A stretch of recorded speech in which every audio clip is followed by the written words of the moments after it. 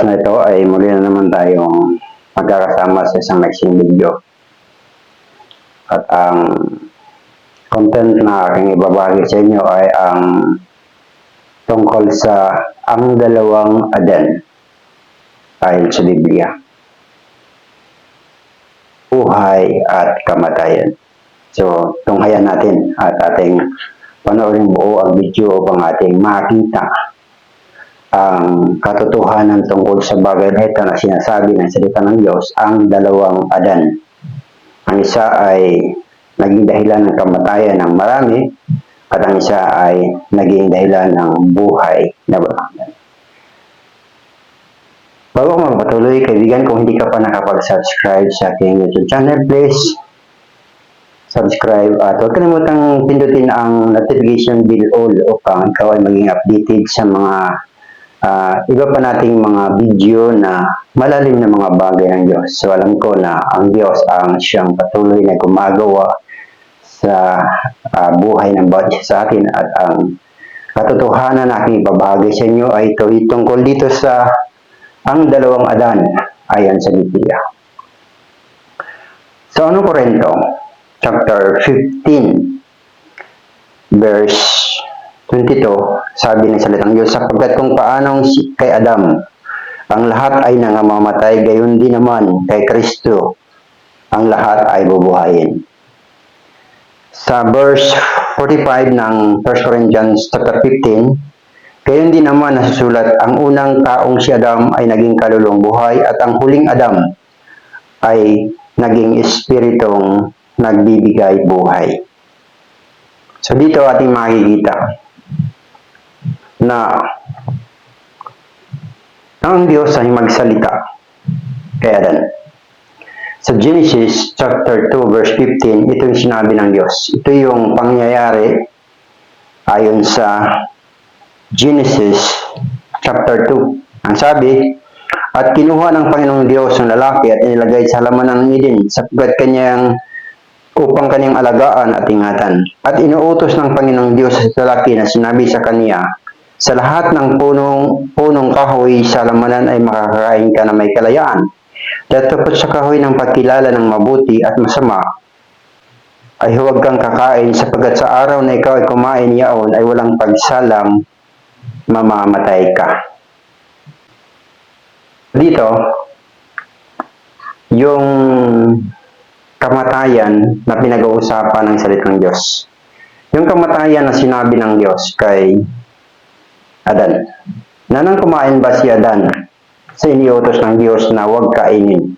Huwag kumain sa bunga ng puno niyon sapagkat sa oras na siya kumain, walang pagsalang siya ay mamamatay. Nang kumain ba si Adan doon sa ipinag-uutos ng Diyos, siya ba ay namatay kaagad? Physically? Ano ang namatay sa panahon na yon? Sa araw na yon nang kumain si Adan. Titingnan natin. Sapagkat kinakailangan nating makita ang salitang dit ay o kamatayan ay paghihiwalay. So dito makikita natin na nang si Adan ay kumain ng bunga ng puno na sinasabi ng Diyos na huwag silang kumain, dahil sa oras na sila kumain, check ang kanilang kamatayan. Hindi si Adan namatay ura-ura. Ano ang namatay kay Adan? Ang tinatawag na spiritual man. Yung spiritual life ni Adan sa pagitan ng Diyos at kay Adan ang nawala. So dito, kung titingnan natin sa Genesis chapter 5 verse 5, 930 years pa ang mga taon na lumipas sa buhay ni Adan bago siya namatay physically. So dito ating makikita na ang spiritual na kamatayan, dapat nating malaman na mayroon dalawang uri ng kamatayan na naranasan ang tao. Kung unang kamatayan, ito ang tinatawag na spiritual death. Ito yung paghihiwalay ng tao at ng Diyos. So ito po yung spiritual death na tinutukoy. So, nang si Adan ay sumuway sa sinabi ng Diyos, nang si Adan ay hindi sumunod sa iniuutos ng Diyos, ang nangyari sa kanya ay namatay siya spiritually. So ito yung paghihiwalay ng tao at ng Diyos. Kaya ang nangyari sa Genesis chapter 3 verse 22 to 24, dito ating makikita. Sabi dito, kaya pinalaya siya ng Panginoong Diyos sa halamanan ng Eden upang kanyang bukarin ang lupaing pinagkunan sa kanya. Ano pat itinaboy ang lalaki at inilagay silanganan ng halamanan ng Eden ang mga cherubim at ang isang nagniningas na tabak na umiikot upang ingatan ang daan patungo sa kahoy ng buhay. So dito ating makikita na namatay si Adan spiritually. Ito yung naghiwalay ang Diyos at ang tao. Kaya kung titingnan natin, sa labas ng Garden of Eden, hinubog ng Diyos ang tao mula sa labok. Nung maging tao na ang ginawa ng Diyos, ang sabi ng salita, dinala niya ito sa halamanan ng Eden. Isang lugar na kung saan napakahalaga sa Diyos sapagkat ito yung madalas na puntahan ng Diyos. At dito nakikita ng anghel na si Lucifer, ang Diyos na pumupunta sa halamanan ito. At sa halamanan ito nakakarating din si Lucifer. Kaya nga, kung ano yung mga nilalaman ng halamanan na yun, nakakarating siya bago pa siya naging away ng Diyos. So dito ating makikita na ang spiritual death na naranasan ni Adan kahalintulad din sa buhay natin. So sa bawat isa na isinilang sapagkat sabi ng salita ng Diyos sa Romans 5:12, kaya kung paano sa pamagitan ng isang tao ay pumasok ang kasalanan sa sanglibutan at ang kamatayan sa pamagitan ng kasalanan, at sa ganito ang kamatayan ay naranasan ng lahat ng tao sapagkat ang lahat ng tao ay nagkasala. So dito ating makikita na ang kasalanan ni Adan, yung spiritual death na naranasan ni Adan, ito yung mararanasan ng lahat ng tao. Sa bawat isa na isinilang sa Adamic nature, ang bawat isa na isinilang sa mundong ito ay may taglay siya na hereditary sin sa fallen nature ni Adan. So dito ating makikita, ang layunin ng video natin ay upang ipakita yung dalawang uri ng kamatayan, spiritual death at saka physical death. Nang si Adan ay nagkasala, hindi siya namatay physically, bagkus namatay siya spiritually. Yung spiritual na buhay ng ugnayan ng Diyos, yun yung nawala sa tao. Kaya nga, kinakailangan nating makita ang katotohanan ito sapagkat ito'y napakahalaga. Sapagkat dito natin mauunawaan yung tungkol sa pagkabuhay ng mga patay, kung paano mabubuhay yung ating spiritual na buhay, paano mabalik yung ating buhay na may ugnayan sa Diyos, at kapag dumating yung natural death, paano ito magkakaroon, mabalik yung buhay na sa piling ng Diyos. Kaya dito napakahalaga nating makita ang katotohanan ito. Sapagkat dahil nga sa kasalanan ni Adan, lahat ng tao dumating yung spiritual death. At kapag ang kasalanan ay namunga, ang sabi ng salita ng Diyos, sapagkat ang kabayaran ng kasalanan ay kamatayan. So, dalawang uri ng kamatayan yung ating pinag-uusapan, spiritual death at saka physical death. So dito ating makikita na bago isinilang si Jesus, ang tao naging spiritually dead, darating yung physical death. Ngunit nang dumating si Jesus, ayon dito sa 1 Corinthians chapter 15 verse 45,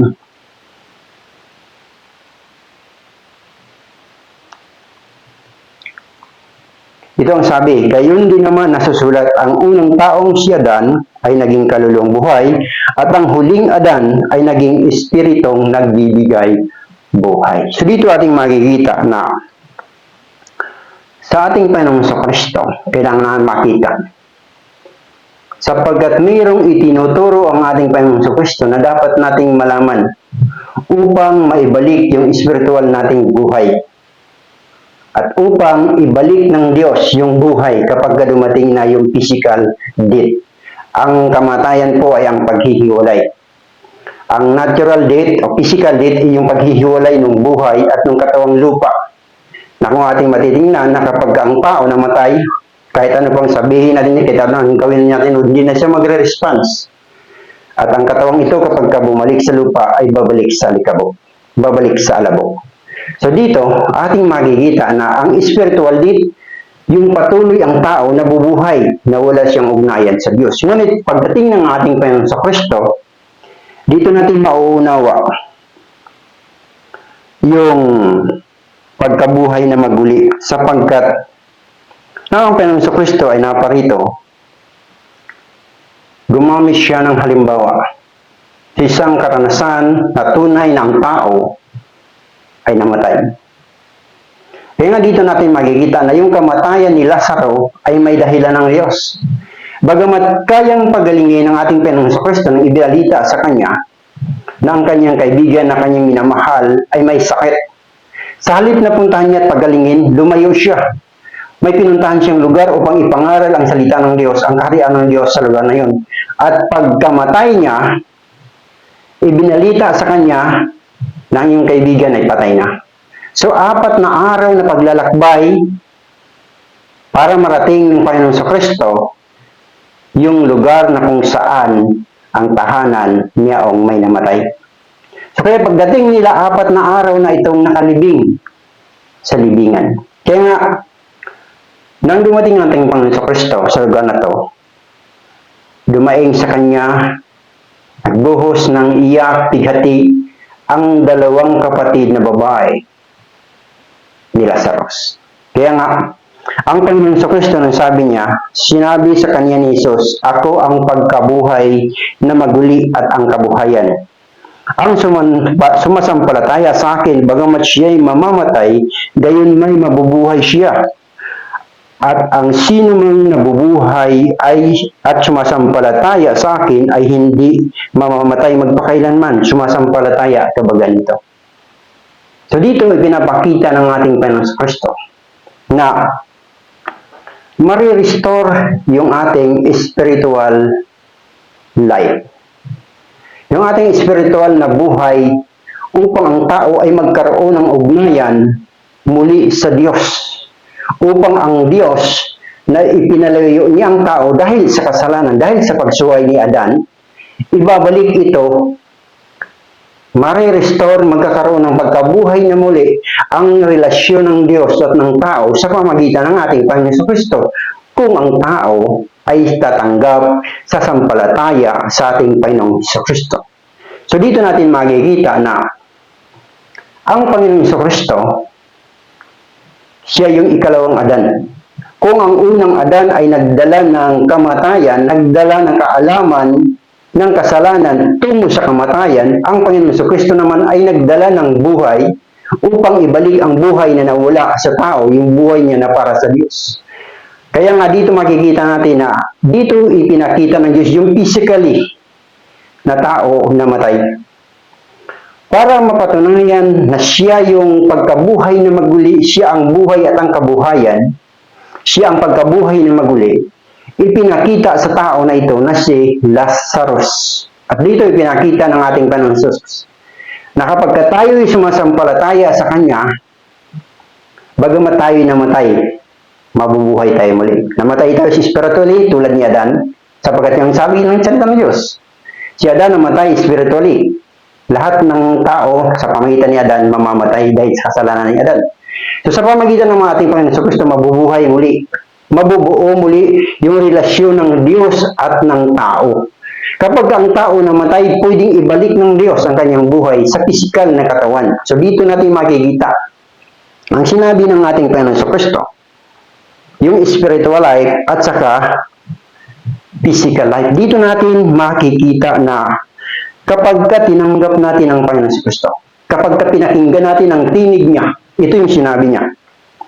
Sa John chapter 5, verse 25 to 26. So itong sabi ng salita ng Diyos. Katotohanan, katotohanan sinasabi ko sa inyo, dumarating ang panahon at ngayon nga na maririnig ng mga patay ang tinig ng Diyos at ang mga karirinig ay mga bubuhay. Sapagkat kung paano ang ama ay may buhay sa kanyang sarili, ay gayon din naman pinagkalooban niya ang anak na magkaroon ng buhay sa kanyang sarili. Ito yung katotohanan. Na kapag marinig natin ang tinig ng Panginoon sa Kristo, kapag narinig natin ang tungkol sa Panginoon sa Kristo, at tayo sumampalataya, ang sabi niya, maririnig ng mga patay ang tinig at sila ng mga kakarinig ay mga bubuhay. Ibig sabihin, kapag narinig natin yung pangangaral tungkol sa ating Panginoon sa Kristo at pinakinggan natin, sinampalatayanan natin, mula sa ating Panginoon sa Kristo yung buhay na espiritual, ibabalik niya. Magkakaroon ng buhay espiritual ang tao kapag pinakinggan ng tao ang tinig ng ating Panginoon sa Kristo. So dito, ang sabi ng Panginoon sa Kristo, bagamat siya'y mamatay, siya'y mabubuhay muli. So dito malalim ang layunin ng Diyos sa video na ito. Nais ng Diyos ipakita sa atin na kapag ka ang isang tao namatay physically, ngunit siya ay sumampalataya sa ating Panginoon sa Kristo, ang sabi ng salita ng Diyos, itinakda sa tao ang mamatay na minsan at pagkatapos nito ay paghuhukom. Hebrews chapter 9 verse 27. Kapag ang tao na-restore na, natanggap na niya ang resurrection life, spiritual life, na tatanggapin ng tao sa pamagitan ng ating Panginoon sa Kristo, at kapag ang tao namatay physically, ibabalik ng Diyos yung buhay, hindi na manifest, hindi na makikita dito sa lupa, kundi sa Diyos. Kaya nga kung titingnan natin, sa salita ng Diyos, sa John 28:29, ang sabi ng Panginoon sa Kristo, huwag ninyong ipanggilalas ito sapagkat dumarating ang oras na ang lahat ng nangasalibingan ay makakarinig ng kaniyang tinig at magsisilabas, at ang mga nagsigawa ng mabuti ay sa pagkabuhay na maguli sa buhay, at ang mga nagsigawa ng masama ay sa pagkabuhay na maguli sa paghatol. Dito kinakailangan nating makita yung hiwaga ng resurrection life ni Jesus. Ang hiwaga na ito, na nang ang ating Panginoon sa Kristo namatay siya sa cross.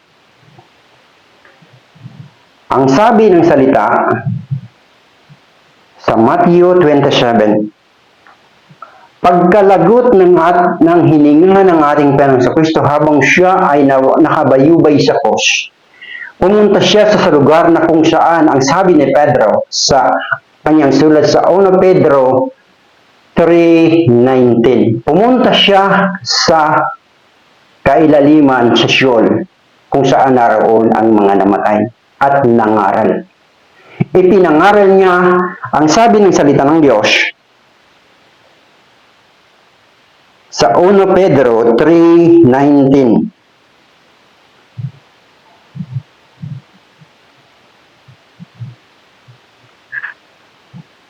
Sabi niya na iyan din ang kaniyang iniyaon at nangaral sa mga espiritong nasa bilangguan. So ito yung mga namatay na. Nang siya ay mamatay, sabi sa Matthew 27 verse 50 to 53. Sabi, at muling sumigaw si Jesus ng malakas na tinig at nalagot ang kanyang hininga. Kasunod ng pagkalagot ng kanyang hininga, pinaunawaan ni Pedro kung anong nangyari. Sabi, at narito ang tabing ng templo na hapak at nagkadalawa buhat sa itaas hanggang sa ibaba, at nayanig ang lupa at nangabaak ang mga bato. At nangabuksan ang mga libingan at maraming katawan ng mga banal nangakatulog ay nangagbangon. At sa verse 53, at paglabas sa mga libingan pagkatapos na siya'y nabuhay na maguli, ay nagsipasok sila sa bayang banal na nangagpapakita sa marami. Dito makikita natin yung resurrection. Yung pagkabuhay na maguli ng mga taong namatay before siya dumating. Ito yung panahon na mula kay Noah.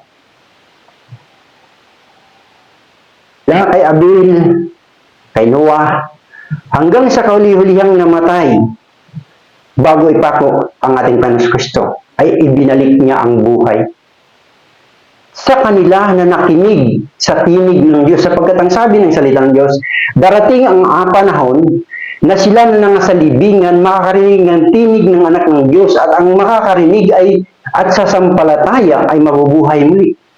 So dito ating makikita, at ito ang hiwaga, at ito ang kagandahan kapag nakilala natin ang huling Adan, ang Panginoon Kristo. Sapagkat ang huling Adan ay nagdala ng kaalaman tungkol sa buhay, siya ang pagkabuhay na maguli, at ang bawat sumampalataya ay hindi na mamamatay, sabi ng salita ng Diyos, sabi ng Panginoon Kristo. At kung siya man ay mamatay, siya'y mabubuhay muli. Ang ibig sabihin, ang bawat tao na tunay na mayroong experience, karanasan sa Panginoong Kristo, sa buhay na ito, na-restore na ang kanyang buhay spiritual, meron na siyang buhay spiritual, meron na siyang ugnayan sa Ama, meron na siyang ugnayan sa Holy Spirit, meron na siyang ugnayan sa mga salita ng Diyos kapag ang taong ito ay namatay. Sa Lucas 16, isinarawan ng Panginoon sa Kristo yung dalawang uri ng tao. Na kapag ang taong ito na na-restore na, nagkaroon na ng resurrection life, nagkaroon na siya ng spiritual resurrection, nagkaroon na siya physical resurrection, pag namatay ito, ang sabi ng salita ng Diyos, dadalhin ng anghel saan?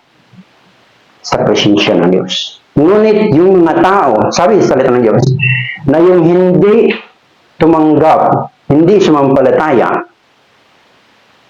meron silang patutunguhan. Sapagkat sinabi ng salita ng Diyos, sapagkat itinakda sa tao ang mamatay na minsan at pagkatapos ay ang paghukom. So dito, pinakita ng mamatay ang Panginoon Kristo, bumaba siya kung saan naroon ang mga namatay. At siya'y nangaral, at ang bawat sumampalataya ay nabuhay muli. Napakita ang sabi sa sulat ni Matthew sa chapter 27, verse 50 to 53. Nangabuhay sila at napakita sa banal na templo.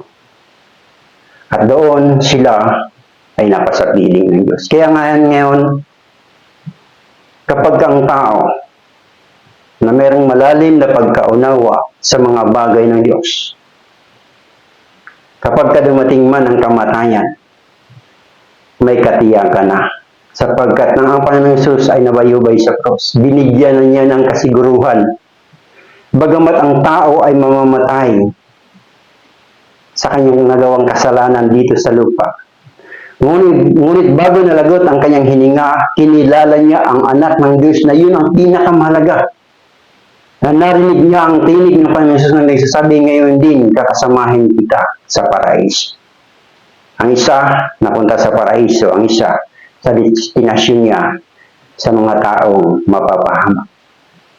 So dito ipinapakita ng salita ng Diyos yung dalawang uri ng Adan. Si Adan nagdala ng karunungan para sa kamatayan.